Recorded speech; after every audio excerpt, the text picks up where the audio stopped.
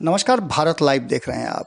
जिस तरह से बिहार की राजनीति लगातार पल पल बदल रही है, उसे देख करके आप स्पष्ट तौर पे कह सकते हैं कि बिहार की राजनीति में पप्पू यादव प्रकरण ने दोस्तों को भी कहीं ना कहीं आमने सामने खड़ा कर दिया है। एक तरफ जहां पप्पू यादव के समर्थन में पूरे बिहार के राजनीतिक दल से लेकर के सारे वर्जनाओं को तोड़ करके हर जाति, धर्म, संप्रदाय और अलग अलग लोग तैयार हो गए हैं। हर वर्ग के लोग पप्पू यादव के समर्थन में खड़े हो गए हैं। वहीं भारतीय जनता पार्टी, जदयू और आरजेडी, ये तीन ऐसे दल हैं जिसके शीर्ष नेतृत्व के सामने अब एक सवाल खड़ा हो गया है कि इस मामले को कैसे हैंडल किया जाए।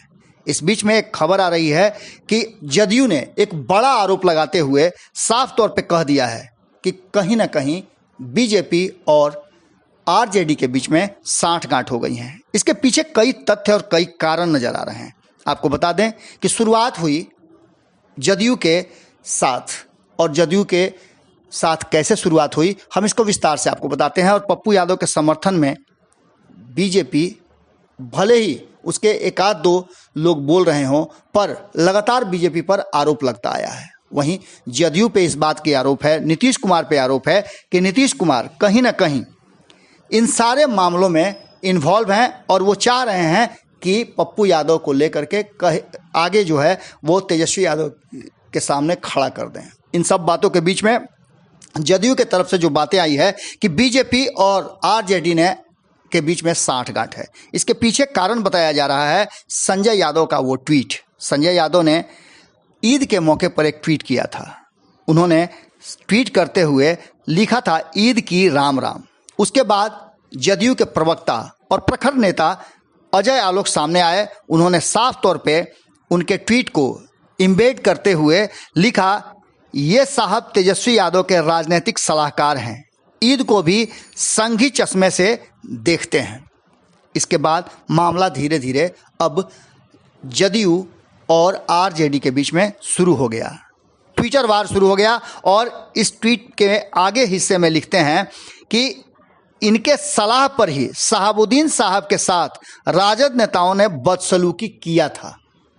अब आप समझ सकते हैं कि अजय आलोक क्या कहना चाह रहे हैं।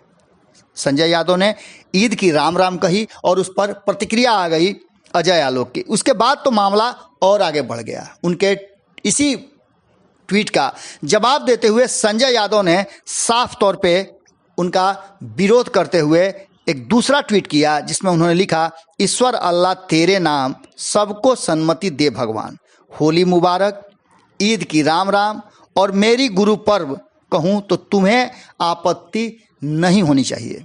आपको बता दें कि इसमें कुछ छोटी मोटी मिस्टेक भी है, लेकिन आप भावनाओं को समझिए।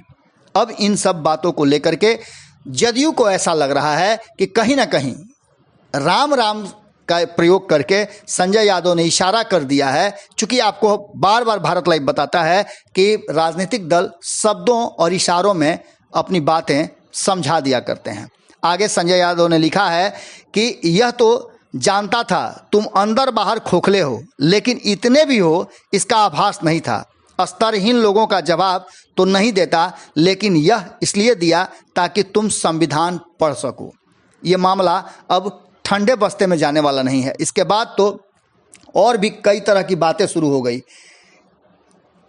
लिखा जाने लगा कि 9वीं फेल, लालू के लाल तेजस्वी के मुख्य सलाहकार संजय यादव सेकुलरिज्म की नई गाथा लिख रहे हैं।